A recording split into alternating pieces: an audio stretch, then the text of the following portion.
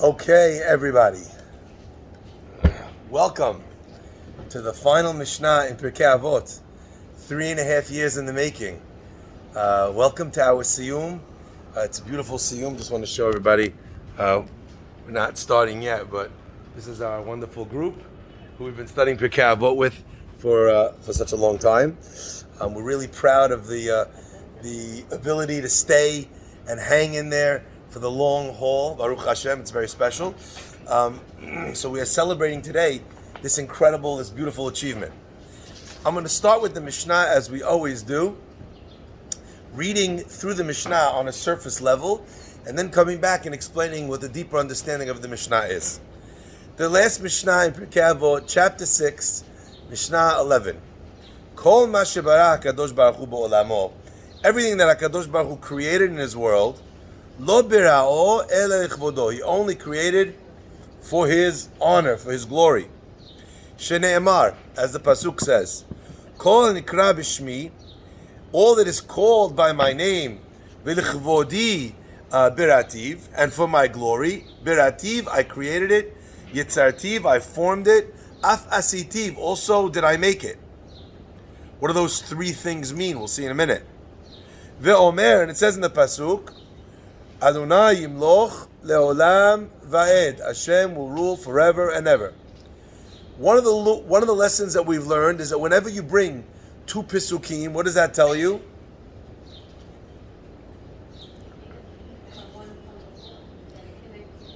That either they're connected, but why would I not bring one? It's obvious that one is not enough.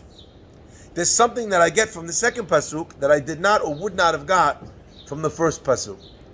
Not only that is a question, what is added in the second pasuk, but secondly, besides for that, there's another question, and that question is, what exactly does the second pasuk have to do with the subject matter of the Mishnah?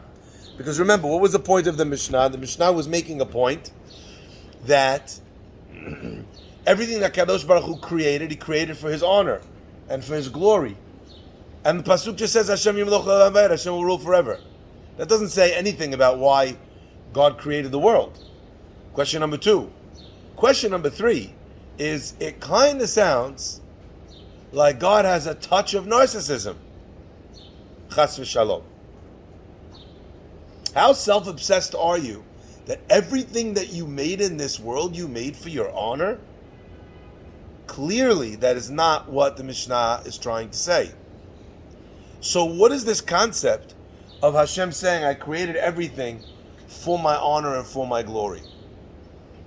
Now I want to start with a pshat and understanding which is both very deep but also very simple. And then we'll get to something a little bit simpler but deeper. I know that sounds paradoxical, but bear with me. Remember, I pointed out that there are 3 different levels that we're describing here of creation in this world. God uses what seem to be 3 different adjectives for the same action. Everything, kol hanikra b'shmi, everything which is called in my name and in my honor, birativ, yitzartiv, af asitiv. I made, yitzartiv, I fashioned, af asitiv, also did I make. I created, I formed, and I made. What are those 3 different expressions? So in the study of mysticism, in the study of Kabbalah, we learn about the fact that even though we relate to the world as if it is one world, in fact, there are 4 distinct worlds that are extant in our experience. And I don't mean other planets. There are trillions of other planets and stars. There's galaxies. There's God knows how many different worlds out there if you were to call those places worlds. But that's not what the Kabbalistic writings are referring to. They're referring to a concept called the Olam Ha'atzilut, the Olam Ha'biriyah, the Olam Ha'yetzirah, and the Olam Ha'asiyah.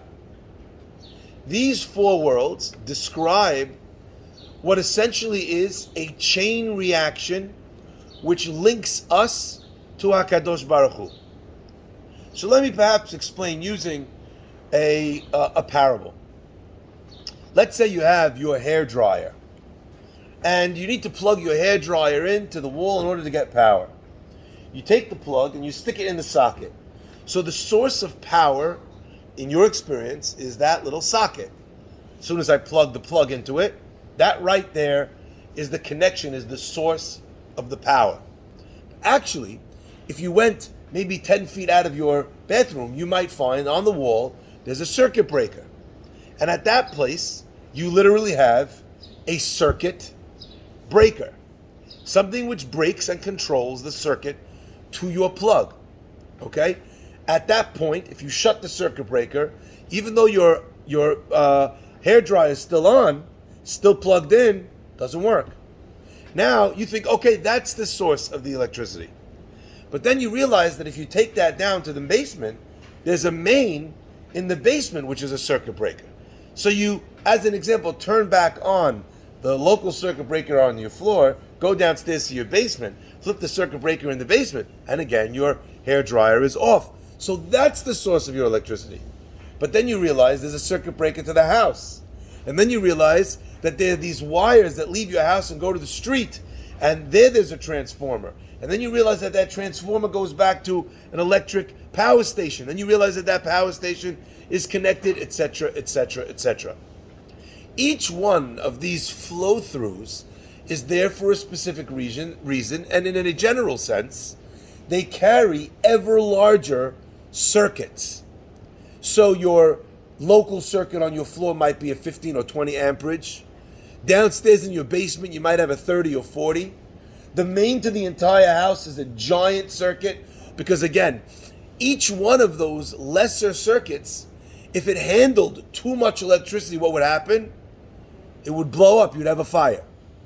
So each time what we do is we take this giant wire, this flow through of electricity that has enough power to power an entire city, and then we condense it to a block, and then we condense it to your house, and then we condense it to your floor, and then we condense it even more to your outlet. Any more electricity, and you would simply explode. Our connection to God is exactly the same thing. God's infinite power and light charges, powers, and animates our world.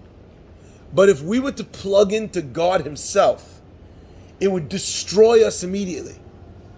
Not only by virtue of the power of that connection, but also by virtue of the En Sofiyut of God. En Sof means the limitless nature, the infinite nature of God. You know what would happen if you plugged into God? In an instant, in a nanosecond, you would lose your identity completely. Your own ability to self-ideate, to think for yourself, to act for yourself, swallowed up in a presence and a power that is so much greater. A simple example might be when you're trying to work out the electrics of your home and you kind of think you have it worked out, but then the electrician comes and he's like asking you these questions like, is it rewired? Is there, have you had an earth? Is it reverse wired from this? You're like, I have no idea what you're saying. And at the point where you recognize that someone knows that much more than you about electricity, what do? You actually shut off your brain. Because in the presence of someone that knows that much more, you turn into a listener, not a thinker. Were we to connect with God, the distance is so much. It's like your neurosurgeon saying, well, there's two approaches that we could use to give you brain surgery. Which would you prefer? And you look at the guy like he's fell off a truck, and you tell him, are you mad? Which would I prefer? What the heck do I know about brain surgery? It's the same conversation I have with my Uber driver. Which route would you like to take? Follow the one that the Waze is telling you. I think Google Street Maps with updating traffic probably has a better idea than my prophecy about how to get there. Okay? So even the distance between you and an Uber driver, between you and an electrician, between you and a doctor causes you to shut off, to stop expressing. That's one of the reasons why we say in the Mishnah that we learned that I learn more from my friends than from my rabbis, more from my students right, than from my friends. Because the less input you're receiving, the larger your output. Understanding this, we understand the Kabbalistic concept of the worlds that God creates. Now, normally, the purpose and the function of a mechitzah, of a separation, is to separate two things. But the Sfarim write something remarkable. When it comes to the mechitzah, the division between men and women in the Bet Knesset, that division doesn't cause separation. Rather, it allows for togetherness. What that means is that halachically a man and a woman in Bet Knesset are not allowed to pray together in the same room. So they can't be there together. The mechitzah allows for two people to be in the same room who couldn't otherwise be. God's light is so powerful that the divisions between us don't separate us. They allow us to coexist. If you were to know, as an example, all of God's plans for this world, if there was no division between Him and you, your life would become instantaneously meaningless, purposeless. You'd have no free will choices. There'd be no yetzer hara. So God makes a very interesting statement. He says, everything I created in this world, I created it for my honor. That is a physical reality. Because as God creates in the world of Atzilut, then there's a barrier. Atzilut is where God, so to speak, shines His light. But that's too much. You take the sun and you shine it on a plant, it grows. You take the sun, the plant, and you bring it too close to the sun, it incinerates it. So there's another world that passes through. Atzilut, Biriyah, creation. Yitzirah, fashioning. So you create, so to speak, the raw materials. Then you fashion from those raw materials something. Then what do you wind up with? At the end, Asiyah, the thing is made. We live in the world of Asiyah. Okay? Now what's fascinating is that those four worlds are condensed and are known by their Roshei Tevot, their first letter, which is Aleph, Bet, Yud, Ayin. Those four letters also create a word. And that word is Abiyah. We have it in the Pasuk where the Pasuk says, Abiyah Renanot, which means that I express songs. Abiyah means to express something. I express is Abiyah. God's expression is the flow chart of these four worlds, taking from the unlimited light, the boundaryless expression of God, to the individual ideation of people, places, and things.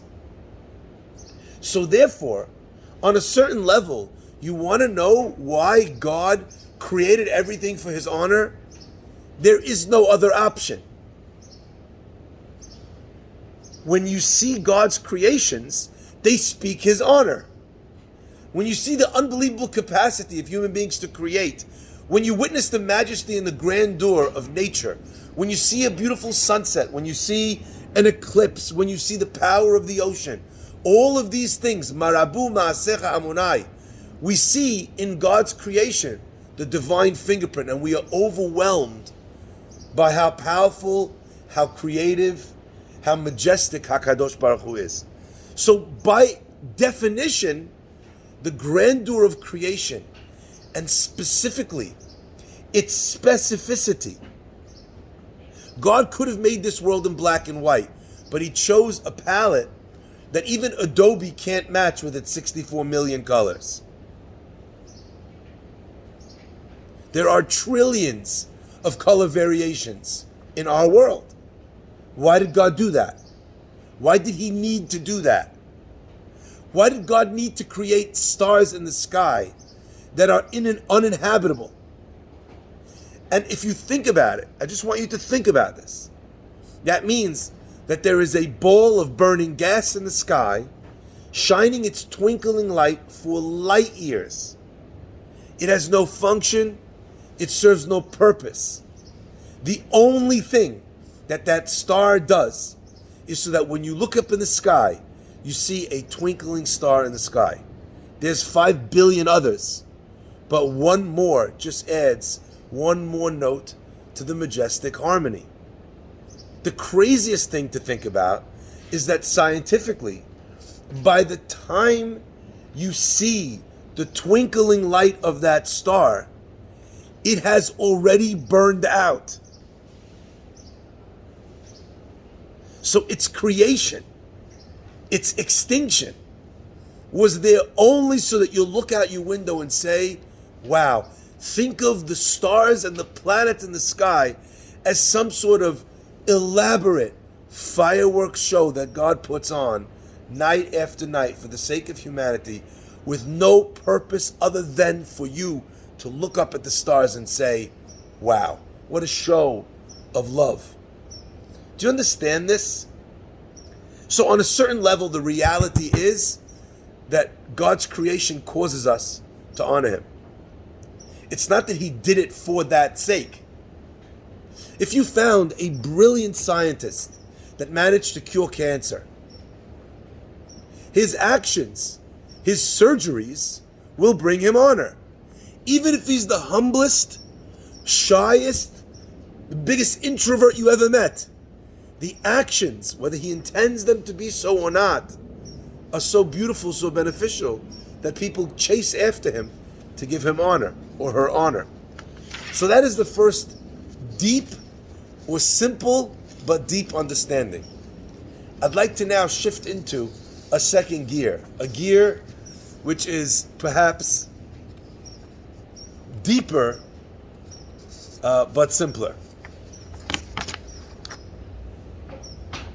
Rabbi Pinchasi writes a magnificent expression.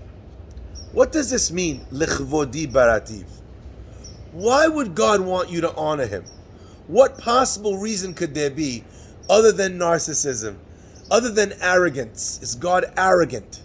How could he ask us to be an anav, humble, if he's arrogant himself? How could he ask us to run away from honor if it seems from this Mishnah that he's chasing it? And the answer can be found in the paradigm of a human being to their parent.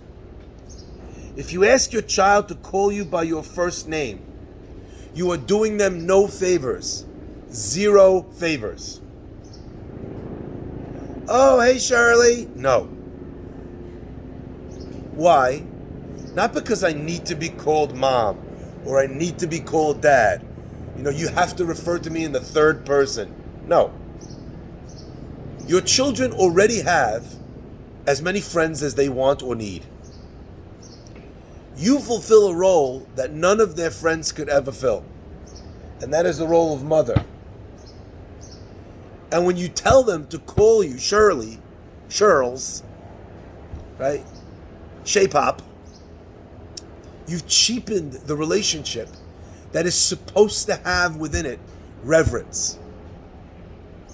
Why should she ask your advice or guidance if she thinks that she's on the same level as you? So asking your child to call you mother, mom, ima, mama, whatever. And I always like to point this out.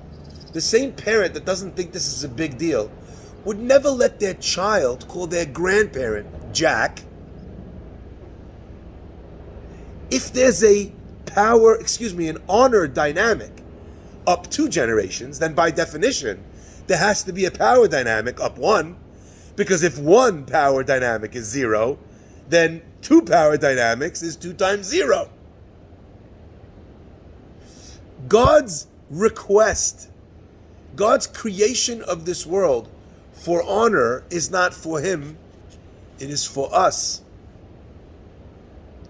For we could never trust someone, and we could never worship someone and better our character traits in his service, become more humble and kinder, become more forgiving, become more understanding, become more pious, become more honest, become more integrity laden, We could not become these things if we did not respect the person that was asking us to do so. From the time that our children are very young, we teach them that if a Sefer Torah, if a book, a Chumash falls on the floor, then they run over, they pick it up, and they kiss it. They kiss the book. Why is it important to kiss the book? When you take your child on his upsharon to cut his hair at the age of 3, there's a custom. They used to take him to school. They would sit him on the lap of the Rabbi, and the Rabbi would show the child Aleph, Bet, a little sheet covered in plastic. And they would put on each letter a dot of honey, and the child would taste Aleph, Bet. And the reason for that is that the child's first association with Torah should be that the words of Torah are sweet. You are imprinting on the child's understanding that learning, that Torah, that mitzvot are not a burden, they taste like honey. The child picks up the Torah, the little book, kisses. He doesn't know what he's doing. What's the point? The answer is because his first association is to protect the Torah, to lift it off the floor, to give it a kiss. If you can imprint that when a child is very young, then you don't have the struggles as much later on when the child doesn't understand why his Judaism or her Judaism is valuable. So when God creates the world for his honor, the awe that you feel when you look at the stars, that was meant to be channeled. David HaMelech says, Ma rabu ma'asecha amonai, kulam mechochma asita, ma'le'ah ha'aretz kinyanecha. How great are your deeds, how your earth is full of everything that you've made and created and that you own. But the Pesukim also talk about Yareach v'kochavim asher konanta, the moon and the stars that you emplaced in the heavens, the sun with its life-giving power. We are supposed to turn the wonder that we have in humanity into our understanding and our connection to God himself, and therefore our observance of his Torah and mitzvot. You see how much God cares about this from the following pasuk. The pasuk tells us that when Moshe Rabbeinu took the Jews out of Egypt, it wasn't long before they committed the biggest sin the Jewish people have ever committed. And which sin was that?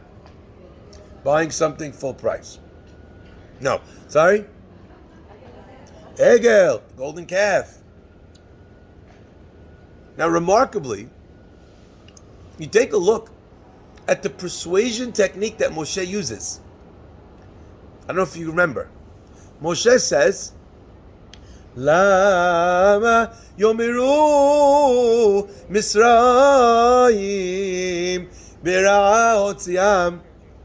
God took them out. Why should the Egyptians say, God, you want to destroy the Jews? Why should the Egyptians say, b'ra'otziam, he took them out with a bad intent, l'chalotam me'al pnei adama, to destroy them. You know why? Because he couldn't take them into the land of Israel. Does God care what the Egyptians say? Moshe's like, you don't know. Those Egyptian dinner parties, they're going to be saucy.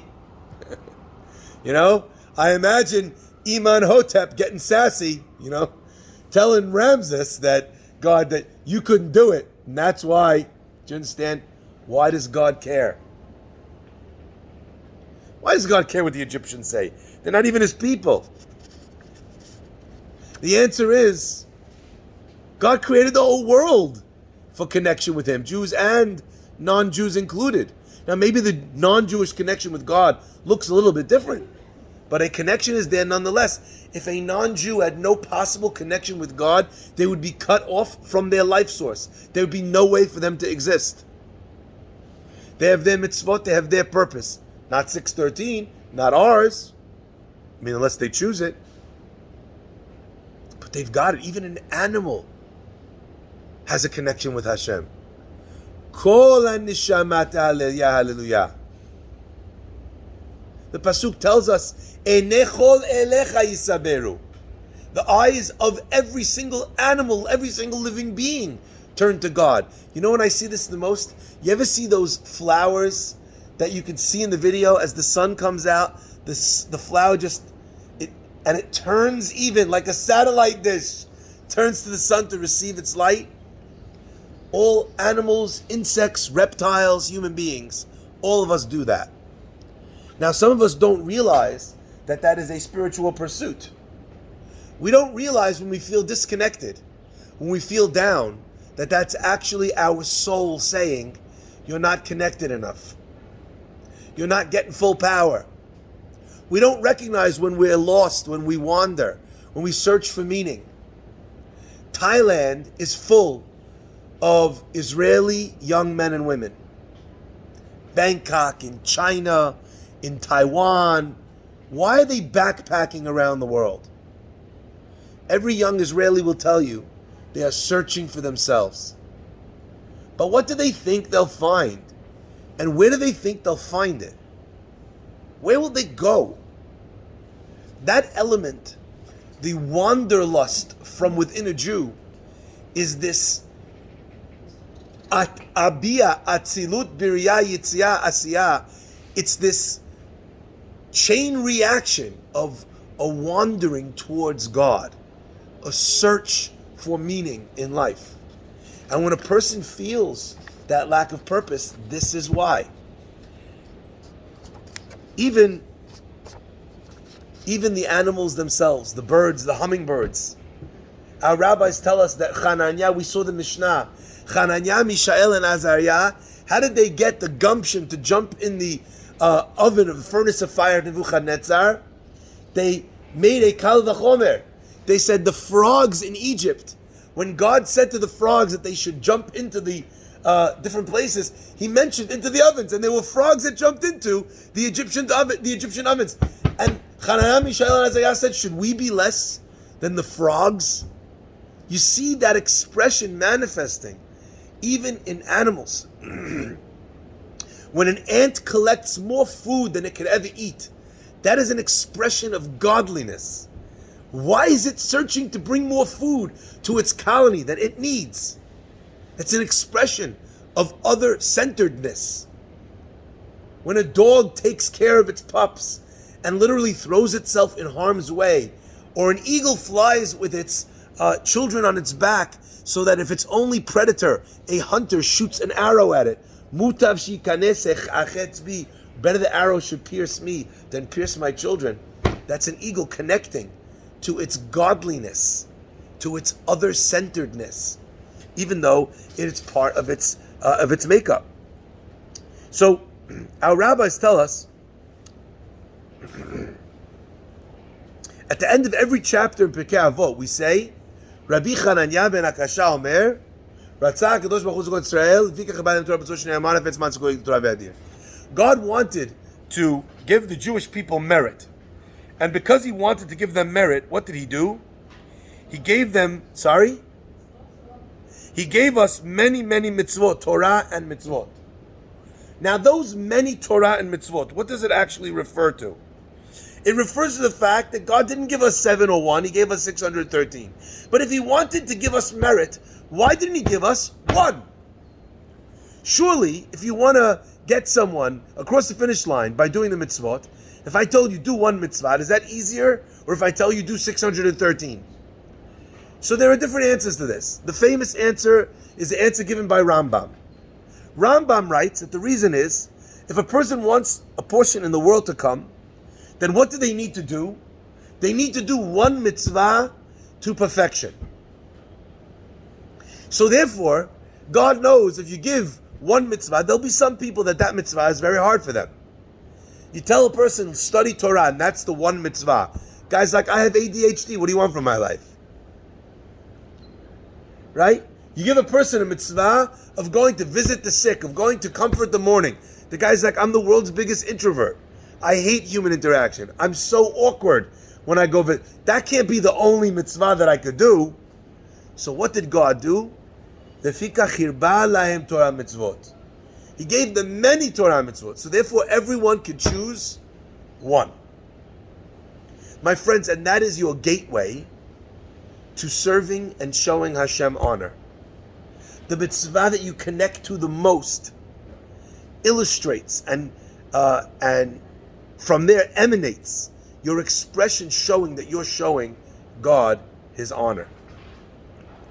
You know, sometimes your children, they make you a beautiful card, but most often they make you a terrible card. Sometimes they bake you a delicious cake, but quite often they bake you a cake and they forget the eggs or the sugar, and it tastes horrible. But as a parent, you're still filled with this incredible sense of nachat. Why? Because I see that my child tried their hardest. They took something that they love to do and they're doing it for me. God looks at the mitzvot that we choose, that we love to do, that we do with all of our effort. And what does Hashem do? He sees in that a tremendous sign of kavod. And therefore, we are blessed and we get rewarded for it. So that's the answer that Rambam gives. But there's another answer as well. The answer of the chinuch. The chinuch writes in mitzvah number 16, Ha'adam nif'al kifi. Did they teach you this one? This mamar. Ha'adam nif'al kifi pe'ulotav. A person is fashioned or is made according to his deeds. So, the chinuch wrote or writes that most of us think that we are the person we want to be. But actually, or we are the person that we think we would like to be. But if you think I want to be kinder, does that make you a kind person? No. We actually are what we repeatedly do. So a person that says, I really have to start working on my temper, and I don't like that I get angry, I hate being angry, but always loses his temper and screams and curses, that's still an angry person. Because you are judged, and you are that which you repeatedly do. But there's another layer to what the chinuch says. The chinuch says it's not just that we judge you, or that the essence of self is decided based on that, it actually goes deeper. If you are a tzaddik, but you are forced to repeatedly do actions that are wicked, eventually those actions will turn you to be wicked. So as an example, let's say you take someone, very nice guy, the king hires him to be his goon. And now all day long he runs around and he beats people up by order of the king. He has to do it. Eventually, this man will develop an evil streak, a mean streak in him. Because the actions that we do have a profound impact on our consciousness. There was a man who once came to the Chafetz Chaim, and he said to the Chafetz Chaim, I'm getting a job with a bank. Is that okay? And the Chafetz Chaim said, absolutely. You know, the bank is not Jewish. It doesn't matter that they're charging interest.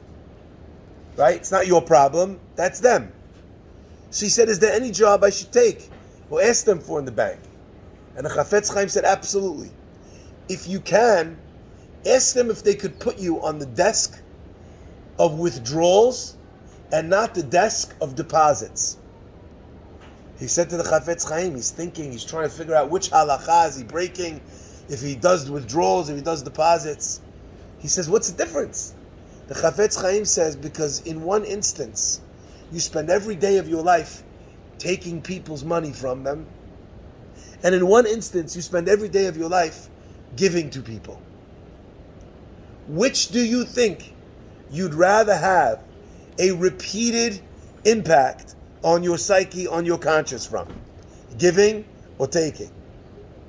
Remarkable how a tzaddik like the Chafetz Chaim had such a keen and sensitive insight. You become that which you repeatedly do. So the same person who hates working out, they go enough days in a row to the gym, eventually they can't live without their workout. They feel horrible if they didn't go for a run. A person who's forced, I remember when I first started drinking Diet Coke. I started drinking Diet Coke because I thought, you know what, I'm gaining weight. This Coke is 170 calories per cup. Diet Coke has 0. So 170 versus 0. I'm going with the 0. Do you know what happened after? I loved Coke. You know what happened after a short time? I couldn't drink it. Try and drink Coke after not drinking Coke for a long time. It's horrible. It's like you're drinking syrup. You don't understand how you ever wanted to drink Coke. In the beginning, you can't imagine giving it up. And then after you've given it up completely, what happens? You change.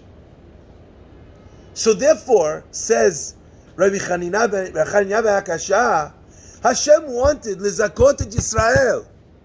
He wanted us to become meritorious. He wanted us to become pure. So you know what he did? He gave us a heck of a lot of mitzvot. So the more mitzvot that you're doing, the more impact it has on yourself. The mitzvot change you. I'll end with the words of the Dubna Magid because we started so late. The Dubna Magid teaches us.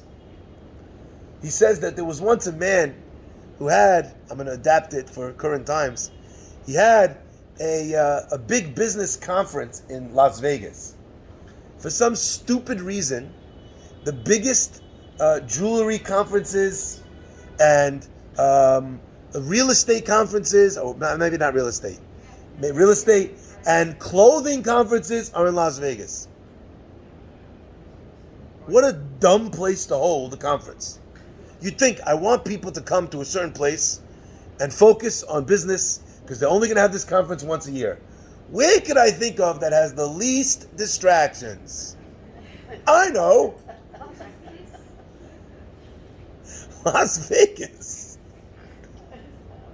How dumb is this idea? So anyway, this guy, he's got a conference in Las Vegas, and he's got to bring his son with him on this journey. You know, the kid needs to learn. Eventually, he's going to take over the business. He needs to take the kid on the journey. Anyway, so he brings him to the jewelry conference, but he's very nervous. You know why? Because his son is a young man in Las Vegas. Every possible temptation, every possible avera is there. Doesn't know what to do. Until he comes up with a plan. He goes to his son, he says, listen, I know that you've been taking leaps and bounds in understanding the business. I want to give you a job. From now on, I want you to be in charge of the purchasing for for the company. You'll deal with stones and rubies and emeralds and sapphires and diamonds and gold. Anything that comes to deal with acquisitions, with purchasing, that's your job. Kid says, okay. He says, so look, you might meet certain people. A good place to hang out might be the lobby of the hotel, where the conference is. You see people coming in and out. Maybe they'll recognize you from the conference, from the stand that we're running. And maybe they'll approach you and see if you could broker any good deals. Anyway, kid goes down first night to the lobby. He has dinner plans for 8 o'clock. It's 6 o'clock. At 6:03, a man comes up to him and says, is your name Mr. Cohen? He says, yes. He says, you work with that guy, he's been in the business for years. Yeah, that's my dad. He says, I know that you guys sell, I've got an incredible batch of rubies, perfect quality, great price. The guy says, really? Okay, let me see him. Anyway, he sits, takes out his loop, he's looking at the goods, fantastic. He buys them. It's not 10 minutes later before someone walks by and he says, are you Cohen? He says, yeah. He goes, oh, I've got the most amazing sapphires. Sapphires to jade, to emeralds. Emeralds to diamonds. Diamonds to gold. Gold. The next night, same thing. He's there from 6 o'clock until midnight. Everything's closed. Ajay. He's exhausted. Goes to bed. Three nights in a row, he's literally worked down to the bone. By the end of the trip, he tells his father, they're getting back on the plane. He says to his father, he says, you don't know, I never worked so hard in my life. All day long we're at the conference. And then from 6 when I'm supposed to have free time, literally until after midnight, every night people were there coming back and forth. By the time I finished buying every night, I was so exhausted I just went to sleep. The father smiles and he says, at 6 o'clock, I went to the guy selling rubies and told him, my son's in the lobby, go sell him rubies. At 6:05, I told the guy with the sapphires, my son's in the lobby, go down to the lobby and sell him sapphires. At 6:08, I sent you a steady stream of clients to keep you busy, because you know what? The place you're in is a crazy place with a lot of temptations. And unless a person's busy, he can get up to no good. Ratzah HaKadosh Baruch Hu lizakot et Yisrael. Lefikach yirba lehem Torah mitzvot. There's nothing worse in this world than a bored teenager. Nothing worse. You know why? Like Rambam says, evil festers in a heart which is panui michochma, which is emptied at that moment from wisdom or from something wise. You're busy, you have time to get up to different things. You have time to make these mistakes. The Gemara says, on the pasuk says, "Ulekachtem lachem," and you will take for yourself, Bayom Harishon, on the first day of the holiday of Sukkot. Bayom Harishon, pre Etz Hadar. You'll take for yourself the 4 species. Asks the Gemara, why does it say Bayom Harishon? It's not the first day of the week. It's also not the first day of the month. So why does it say, and you will take for yourself Bayom Harishon? Answers the Gemara, Rishon lecheshbon avonot. It's the first day of the cheshbon, of the reckoning of sins. What? What does that mean? At Yom Kippur, a person takes all the sins that they had from the year before. What do? They do teshuvah. They wipe them clean. So when is the first day of the reckoning of sins? The day after Kippur. But in fact, between Yom Kippur, which is the 10th day of Tishrei, and Sukkot, which is the 14th day of Tishrei, what have we got? We have 4 days. Says the Gemara, there's so much to do to prepare for Sukkot, to build the sukkah, to find the lulav kosher, etrog, hadasim, aravot, to cook, to prepare. Who has time to do a sin? Rishon lecheshbon avonot. One of the great tools that we can use to fight against the Yetzer Hara is just to be busy. You're not busy, what happens? Go online, here, there. You run around, go to places you shouldn't, do things you shouldn't. This idea is so powerful. Now, we end with the words, Amonayim loch leolam va'ed. Hashem will rule forever and ever.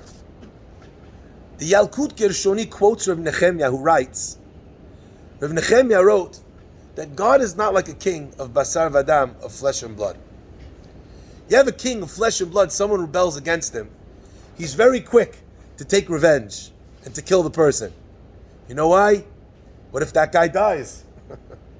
What if he dies? What if he loses his power? So a king of flesh and blood needs to act decisively and immediately. But God is in no rush to exact revenge. He'll always be here. Even after you die, God could still come and get payback. But it's also true in the world to come. Hashem yimloch le'olam va'ed. You see, the Gemara is ending, the Mishnah is ending by saying if God created everything in this world for His honor, why does it look like a world which is so far away from the honor of Hashem? Why are the streets filled with the opposite of what honors God? I still remember in London, there was an ad, you remember this, on the bus, for some newspaper, a sleazy newspaper. And it had a picture on a bus of a woman with no shirt on. And strategically placed were 2 coins to block maybe the... and it said, this newspaper, only 20p. And I thought to myself, how vile a world do we live in? That's something that you would not be allowed to put in a movie because children would watch it, right? If it's G rated or U rated, you could never show that. But you could put it on the streets where anyone of any age should see it. What possesses people to debase humanity in such a way? The Mishnah in Avot ends, Amonayim loch le'olam va'ed. God is in no rush. Someone who's done the wrong thing, they'll get what's coming to them. And if you're worried that you followed all the advice in Pirke Avot and things are not as good as they could be, just remember, God doesn't get the presidency for 4 years. God's a king forever. And what you invest here might come to you later in life, might come to your children, might come to your grandchildren, might come to you in Olam Haba. So keep the faith and keep plugging. Stay busy. Always be growing. Always follow in the ways of our forefathers. Seek to make your parents, your grandparents, Hakadosh Baruch Hu proud of all of your actions. In the end, we're on the best team.